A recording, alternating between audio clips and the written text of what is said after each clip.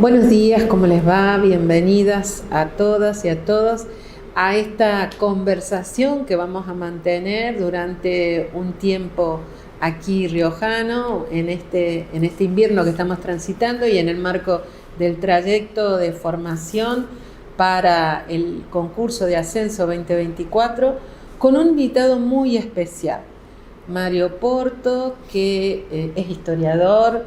Ha sido ministro de Educación de la provincia de Buenos Aires en 2 oportunidades, legislador nacional y hoy está ocupando el cargo de responsable de las relaciones internacionales de provincia de Buenos Aires. Ese recorrido, más toda su tarea docente a nivel superior, más toda la experiencia que tiene con la construcción y el diseño de políticas educativas, nos convoca, nos invita a invitarlo y a que pueda compartir con nosotros un tiempo de reflexión sobre algunas cuestiones que hacen a la convocatoria de este trayecto, al eje de nuestro trayecto. Formar conducciones que sean capaces de asumir el desafío de transformar los modos de hacer escuela. Acordamos con Mario de tener una conversación, tanto Carlos como Claudia, que gire sobre qué le suscita a él, qué reflexiones llegan a partir de esta invitación, de este deseo de conformar cuadros de gobiernos institucionales que tengan otra parada ante la escuela, ante sus desafíos. Así que bueno, vamos a compartir las reflexiones de Mario y tal vez algunas intervenciones nuestras tratando de, como solemos decir, airear un poco la discusión en estos temas que para nosotros no solo son temas de formación, sino también son temas decisivos para el futuro de la Escuela de La Rioja. Así que Mario, te escuchamos, bueno, compartimos. Dale. Era bueno lo que vos me decías, Claudia, hace un rato sobre el objetivo y el título del trabajo. Sí, un poco lo habíamos pensado desde, bueno, como decía Marisa, ¿no? La conducción escolar, pensando también en esta mirada que por ahí también se habla mucho de si el director es un conductor, es un líder, ¿no? Qué rol ocupa dentro de la institución y también qué papel juega para poder transformar, ¿no?, las instituciones. Sí. Digo, yo pienso, después lo discutimos, pero en primer lugar, quien quiera ser parte de un equipo directivo, director de escuela o supervisor, lo primero que tiene que tener claro es que es otra profesión que dar clase, ¿no? Porque a veces la tradición estatutaria, como tiene un solo camino de ascenso, que es el de llegar a un cargo directivo, y eso hace a uno abandonar el aula, pero parecería ser que es la etapa superior de ser un buen docente, ¿no? Totalmente. Y después cuando uno llega ahí, tiene que ser un buen administrador, un buen conductor y un buen pedagogo también, ¿no? Eso no hay duda.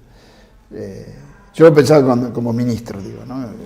El Ministerio de Educación tiene como 3 exigencias. Una es que uno tiene que ser un buen administrador, porque maneja dinero público y lo tiene que manejar con buen criterio y saber dónde invertir. Yo en ese sentido creo que donde uno pone el dinero es la política. El resto es discurso. Pero si uno dice tenemos que tener a todos los chicos en la educación inicial y no construye jardines de infantes, no tiene los chicos en la educación inicial. Entonces, a veces es un buen administrador. Segundo, se le exige que sea un buen político. ¿Por qué? Y porque es un conductor. Y como conductor, voy a usar mucho la palabra política, que se entiende la política en un sentido sublime, no en un sentido no de conducción, no partidario.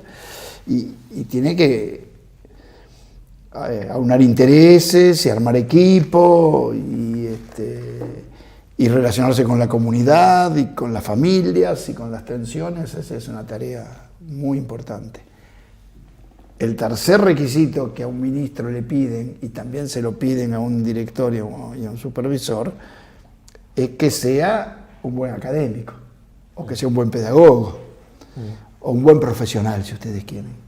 O sea que a la administración, la política y lo educativo son 3 requisitos diferentes, pero que se tienen que aunar cuando uno decide tener un cargo directivo. Si alguien en un cargo directivo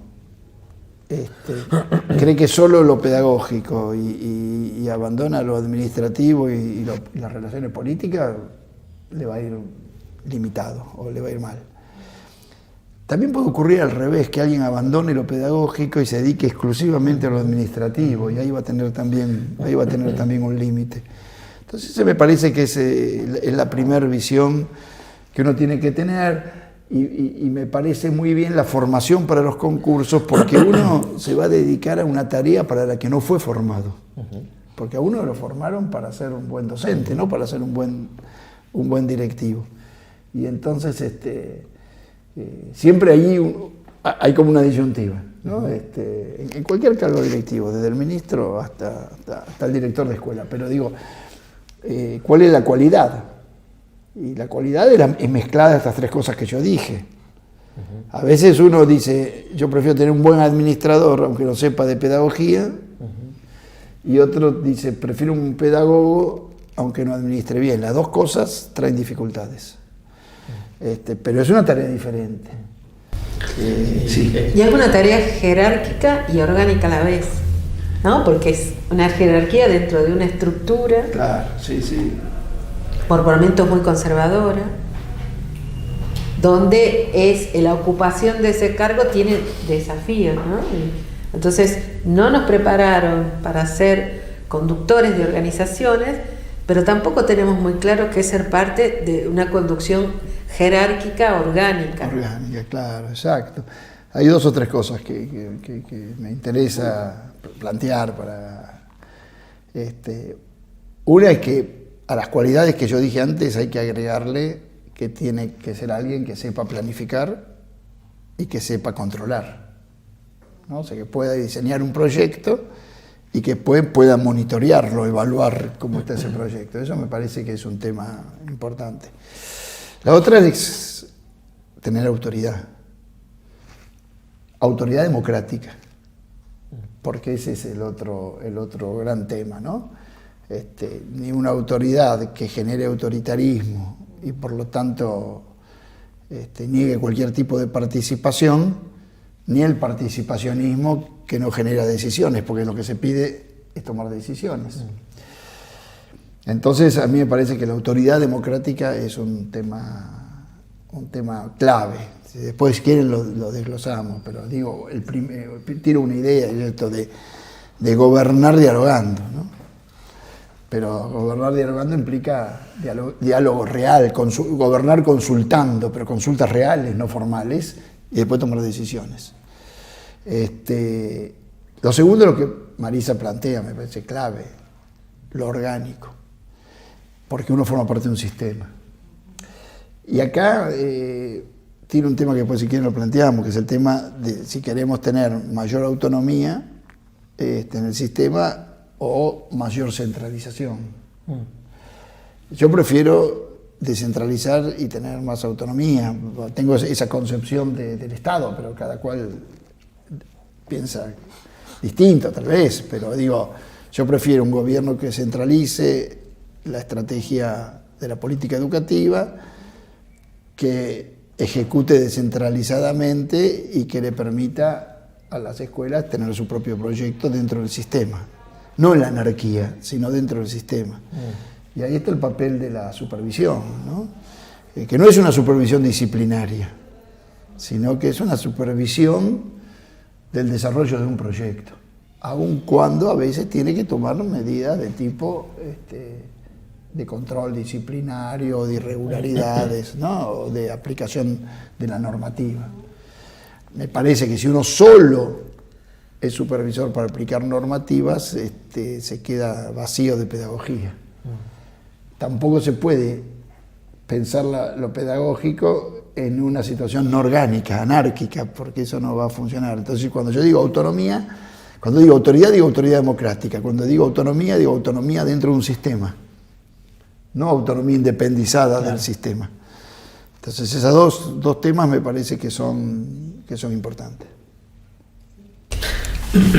No, yo simplemente me quedé pensando en lo que dijo anteriormente de cómo este trayecto, al menos a título personal, interpeló mi idea, una idea que circula mucho en las escuelas y en esta idea de ir avanzando en el rol o en el cargo, ¿no? Que hacer carrera, ¿no? Es muy común hacer carrera. Y esto que decía Mario, ¿no? Es decir, uno puede ser un excelente docente en el aula, pero cuando pasar a la gestión es una tarea totalmente distinta para el que no nos preparan. Es decir, uno supone que el éxito en el aula va a garantizar el éxito en la gestión y creo que eso interpeló este trayecto, ¿no? Es decir, no necesariamente tengo que hacer esta carrera, no se da naturalmente. Si yo tengo 10 años en el aula, no necesariamente eso me va a habilitar a después conducir una escuela. Creo que eso interpeló este trayecto a los aspirantes a ser director. Él está comentando un poco lo que fue la experiencia del año pasado y las repercusiones que tuvo, ¿no? Ahora, el año pasado también trabajamos mucho, y esto lo traigo a colación por lo que vos señalabas, poder ir despejando algunos preconceptos, como lo que señala Carlos, y esta cuestión de con desear ser director, ergo lo logro. Claro. ¿No? Nosotros el año pasado y este año también vamos a profundizar mucho esta cuestión de la decisión por sobre el deseo, ¿no? Claro. Digo, porque sí, el deseo parece una cuestión hasta mucho más amigable. Bueno, mi deseo me lleva en esta idea de la carrera, del movimiento, a un cambio de posición política e institucional, cuando en realidad lo que estás tomando es una decisión muy fuerte, con consecuencias laborales, profesionales, pero también con consecuencias colectivas. Digo, el hecho de cambiar de posición y llegar a la conducción de una organización o de una región, caso de los supervisores, está alterando tu biografía y la biografía de muchos, ¿no? Yo digo, ahí aparecen. Una, como comenzamos, es otro oficio. Exacto. Es otro oficio, pero si bien ser un buen docente y con jerarquía en el aula no garantiza ser un buen director o conductor, la jerarquía como docente facilita ser un buen conductor, ¿no? Digo, que uno sea un buen docente y que haya ganado mucho prestigio como docente no significa que sea un buen director. Ahora, si uno llega a la dirección siendo un prestigioso docente, sí, agrega. Es un poco más allanado el camino. Y agrega. Sí. ¿Por qué? Porque cuando yo digo autoridad, la autoridad académica también es un tipo de autoridad, aparte de otras autoridades que uno tiene, ¿no? Uno conduce y también conduce pedagógicamente, orienta pedagógicamente. Después está una discusión más compleja sobre cómo están estructuradas las escuelas, porque si las escuelas van deteriorando su sustento administrativo, toda esa tarea la invade al director. Y entonces el director le queda poco margen para poder ser un conductor pedagógico. O lo que hablamos recién en otra oportunidad, pero que es si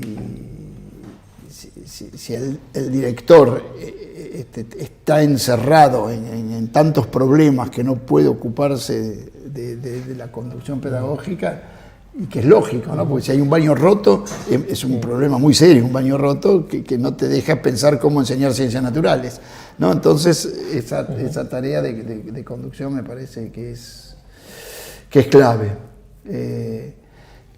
Después está esto del deseo me encanta, del deseo y la decisión de serlo. Y también tomo algo que hablamos previamente. Ya ser docente es una decisión. ¿Por qué? Porque uno es un agente estatal. Si uno no tiene claro eso, ya como docente, uno, recién lo decíamos, lo quiero afirmar, uno es el Estado. Y aparte de eso, de ser el Estado, es la parte del Estado que ha recibido el monopolio de acreditación de saberes, ¿no? O sea, que el conjunto del Estado le ha dado a un agente estatal, que es el docente, entre muchas funciones, que es una decisión muy, muy seria, que es, vos sos el único que acredita los saberes de los estudiantes. Esa responsabilidad hay que tenerla en claro. Eso se acrecienta cuando uno es director o cuando uno es supervisor. Yo creo que uno no puede ser supervisor solo de la disciplina. Yo en general creo, que voy a ser un poco provocativo, pero creo que cuando uno tiene pocas ideas, aplica normas. ¿No? Si uno tiene pocas ideas pedagógicas, no tiene muchas ideas de cómo tiene que ser una escuela, entonces lo que hace es disciplinar. Sí. Es más fácil. Sí. Quién llegó temprano, quién llegó tarde, que está bien eso, pero cuando uno es exclusivamente eso, me parece que es limitado. Otra cosa que vos planteas, Marisa, que es, la ley contempla 2 carreras paralelas, que alguien pueda progresar en su carrera sin salir del aula. Pero ha sido difícil de ser aplicado. No sé si hay alguna, eso lo pregunto porque no lo sé, no sé si hay alguna provincia que pudo aplicar la carrera docente sin ir a un cargo jerárquico, sino que uno progrese yendo al aula. Porque hay 2 maneras de progresar, jerárquica y económicamente. Hay 2 caminos, o ascender a vicedirectora, directora, equipo directivo, o envejecer. Antigüedad o jerarquía. Y entonces, y no está probado que los mejores docentes quieran salir del aula, ni está probado de que sean los mejores directores, ¿no? Yo visité en su momento, ya hace muchos años, la escuela de Poitiers, del sistema francés, y bueno, es un sistema muy centralizado, pero ahí, como Francia tiene una gran tradición en formar administradores gubernamentales y tiene una clara visión de lo que es la estatalidad y los agentes estatales, bueno, ahí se forman. Después, bueno, si sale mejor o peor, pero me parece que tener una buena escuela en donde la gente pase por ella a saber otros, a tener otros saberes, me parece que es bueno. Y entender que es uno un responsable, un agente del Estado, y es un burócrata en el sentido más interesante de la palabra burócrata, ¿no? Digo, capaz que lo más parecido en la Argentina a nivel nacional sería la formación de nuestros diplomáticos, ¿no?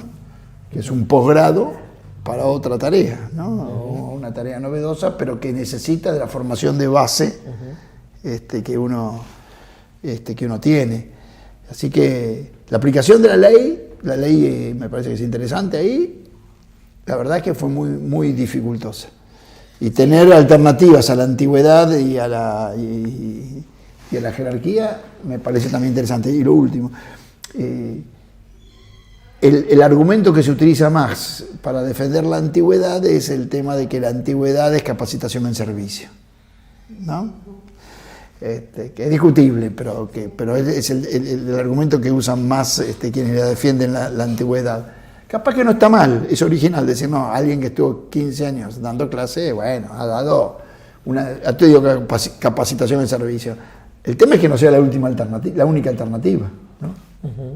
Me parece que tiene que llevar a otra conciencia, que es una tarea política, no es una tarea técnica, ¿no? Cuando uno elige ser conducción, es una tarea política, que implica tomar decisiones políticas, y uno no se tiene que desatender, no puede desatender, no digo partidario, no estoy diciendo que partidario ni subordinado al partido político de turno que gobierna, pero es una tarea política que tiene que articular y tiene que tomar decisiones de ese tipo y no puede no comprometerse. Me parece que con lo que lleva, creo yo, a tener algunas cualidades interesantes. Me gustaría que... Y ahí, digamos, se podría pensar en esto que planteaba usted al comienzo de esta autoridad democrática que tiene que tener este conductor, digamos, de las instituciones o de un sistema. Y sí, porque a veces pasa que hay un ministerio que es muy democrático, que descentraliza y descentraliza decisiones. Para mí la cualidad más importante que tiene que tener alguien que descentraliza decisiones es creer en el reparto del poder, ¿no? Otros creen en la concentración del poder. Me parece que repartir poder es otorgar poder y no ponerle obstáculos, y tener confianza en quien uno reparte, porque si uno le da responsabilidades y después no le tiene confianza, no es bueno. Y creo que tiene otra cualidad. Voy a usar una imagen que me gusta mucho del Papa, que da el Papa Francisco, que es ser gente de pensamiento incompleto. ¿No? Esa imagen del Papa es muy buena. ¿Por qué? Porque cuando uno tiene pensamiento completo no dialoga con el otro. Claro. Ya no tiene lugar para otro, para interrogante, ¿no? Entonces, uno ser abierto. Claro, y siguiendo la imagen de esa que da de Francisco, dice, y aparte pensar siempre en grande y actuar en pequeño, ¿no? Y el supervisor es alguien que tiene que pensar en grande y actuar en hechos concretos. Y ahí también me parece que es un ejercicio, porque el que empieza en grande y no define nada, no sirve. Ahora, el que siempre vive la coyuntura o la aplicación de la disciplina o de la normativa y no puede pensar en un proyecto más amplio, también va a ver limitada su tarea. Por eso me parece apasionante la formación de estos equipos directivos. Pues yo creo que ahí se juega el destino de un proyecto educativo, porque el gobierno, a través del ministerio, piensa un proyecto. Ahora, eso ocurre después en las aulas, o no ocurre en las aulas. Y para que ocurra en las aulas, tiene que haber una supervisión del director. Ahora, para que ocurra en la escuela, tiene que haber una supervisión del supervisor. Entonces, esa tarea, volviendo orgánica, que decía Marisa, orgánica dentro de un sistema, pero con márgenes de poder de decisión grandes que no estén en contra del conjunto, pero que puedan ser aplicados en cada una de las realidades. El director y el supervisor es jefe de un equipo, y ahí hay otra cualidad.